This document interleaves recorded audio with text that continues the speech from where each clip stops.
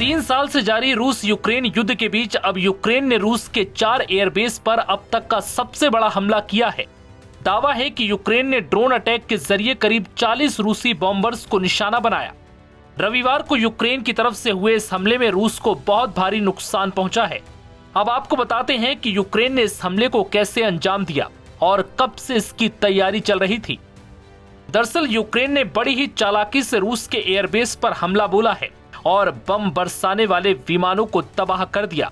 लेकिन अब खुलासा हुआ है कि इस हमले की प्लानिंग करीब 1-1.5 साल में की गई और फिर सटीकता से इसे अंजाम दिया गया। दरअसल रूस यूक्रेन के बीच 3 साल की जंग में यूक्रेनी शहरों में भयंकर तबाही देखी गई।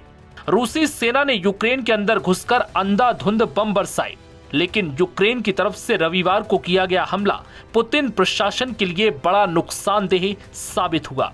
यूक्रेन की सुरक्षा सेवा ने रूस के 4 अलग अलग एयरबेस पर हमला किया है, जिसमें 40 रूसी बॉम्बर्स विमानों को निशाना बनाया गया।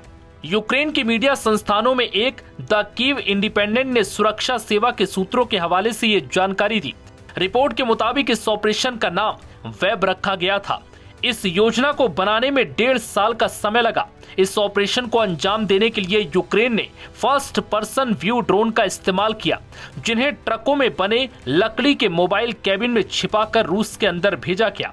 रिपोर्ट में बताया गया कि जब समय सही आया तो उन कैबिन्स की छतें रिमोट से खोल दी गई और ड्रोन सीधे रूसी बॉम्बर्स विमानों को निशाना बनाने के लिए उड़ गए। SBU के मुताबिक ड्रोन हमलों में तबाह हुए रूस के A-50, Tu-95 और Tu-22M3 जैसे प्रमुख बॉम्बर्स विमान शामिल हैं, जो अक्सर यूक्रेनी शहरों पर मिसाइल दागते हैं। हमले से हुए नुकसान की पूरी जानकारी अब तक सामने नहीं आई, लेकिन SBU द्वारा साझा किए गए वीडियो में एक एयरबेस पर कई बॉम्बर्स विमानों को जलते हुए देखा जा सकता है। सोशल मीडिया पर भी कुछ ऐसे वीडियो सामने आए हैं जिनमें ड्रोन को ट्रकों से उड़ते हुए देखा गया। रूसी शहर इर्कुत्स्क के गवर्नर इगोर कोबजेव ने भी स्रेदनी गांव की एक सैन्य इकाई पर ड्रोन हमले की पुष्टि की और बताया कि इन ड्रोन का सोर्स एक ट्रक था। अन्य रूसी शहर मुर्मांस्क के गवर्नर आंद्रेई चिबिस ने भी हमलों की पुष्टि की है। यूक्रेन को लंबे समय से रूसी बॉम्बर्स विमानों को निशाना बनाने में मुश्किल हो रही थी, क्योंकि रूस इन विमानों को उन जगह पर रखता है जहां तक यूक्रेनी मिसाइलें या हथियार नहीं पहुंच सकते। लेकिन इस ऑपरेशन ने डिस्टेंस के उस शील्ड को भी तोड़ दिया और एक ही झटके में रूस को बड़ा नुकसान पहुंचाया।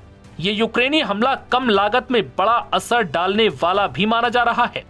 FPV ड्रोन की कीमत कुछ $100 होती है, लेकिन 41 भारी बॉम्बर्स विमानों की कुल कीमत अरबों डॉलर में आंकी जा रही है। इससे रूस को बहुत बड़ा झटका लगा है। नवभारत टाइम्स की रिपोर्ट।